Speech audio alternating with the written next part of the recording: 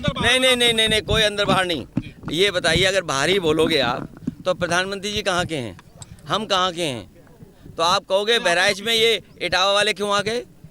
अच्छा ये एक मिनट, ये दिल्ली वाले चैनल यहाँ क्या कर रहे हैं? ये भाई ABP चैनल कहाँ का है? NDTV कहाँ का है? अच्छा ये कोई बात हुई?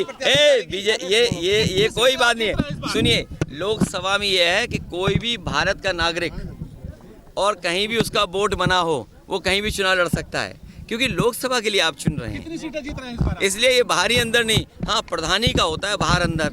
एक बार को विधायक में हो सकता है बाहर।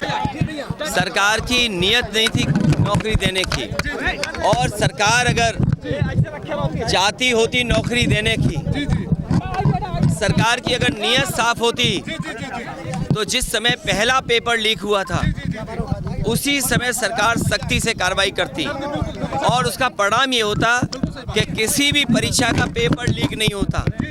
और आज केवल पुलिस भर्ती के पेपर लीक के आरोप नहीं हैं, बल्कि RO ARO की जो भर्ती हुई उसमें भी बड़े पैमाने पे छात्र नौजवान धरना दे करके बैठे हैं लोक सेवा आयोग के सामने।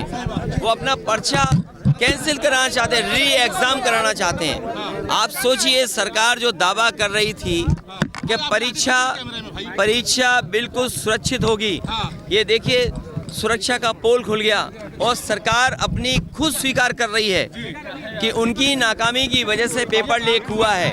इनकी नीयत साफ नहीं रही, जिसका परिणाम यह है कि नौजवानों के भविष्य और नौजवानों के सपनों के साथ ये सरकार खिलवाड़ कर रही है। और ये सवाल 60 लाख 50 लाख का नहीं है, इससे जुड़े हुए 2.5 करोड़ परिवार के लोग हैं जिनके साथ बीजेपी ने धोखा किया है। आने वाले समय में यही परिवार भारतीय जनता पार्टी को उखाड़ फेंकने का काम करेंगे।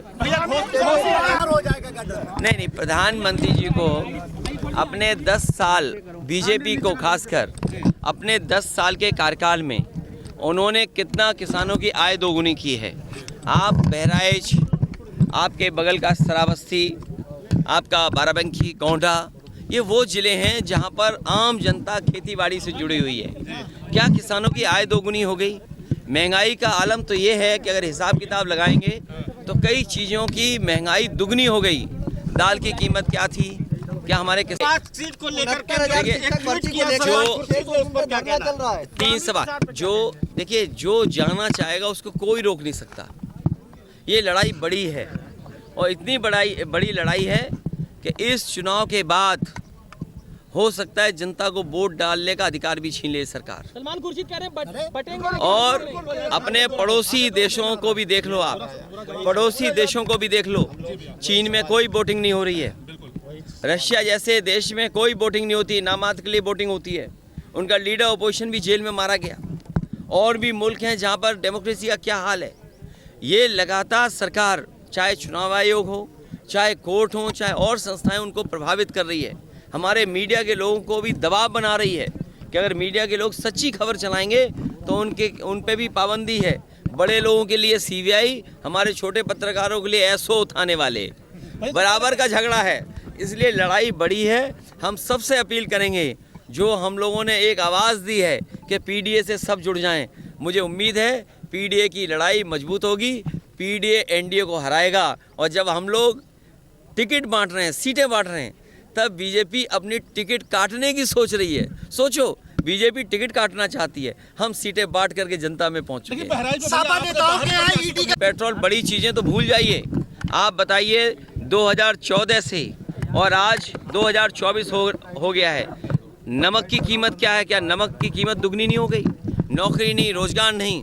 किसान खड़ा हुआ है उनके सामने अपना हक मांगने के लिए। जो लोग नारा देते थे कि जय किसान, जय जवान, जय विज्ञान, किसान दुखी है, आंदोलन कर रहा है अपनी आय बढ़ाने के लिए।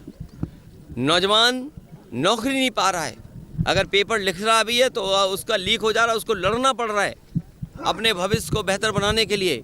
और विज्ञान की बात तो केवल इतनी है कि व्हाट्सएप से लोगों को कितना गुमराह कर दें, सोशल मीडिया से कितना गुमराह कर दें, इतना ही इनका विज्ञान है। इससे आगे विज्ञान इनके पास नहीं है। के ऊपर आप क्या कहें? नहीं, उन्होंने, मुझे उम्मीद है कि लोहिया जी वहाँ से चुनाव जीते थे फर्रुखाबाद में। लोहिया जी पहला चुनाव वहीं से जीते थे फर्रुखाबाद से। हमें उम्मीद है कि वो अपना ट्वीट डिलीट कर देंगे और अलायंस की मदद करेंगे। अच्छा जी 69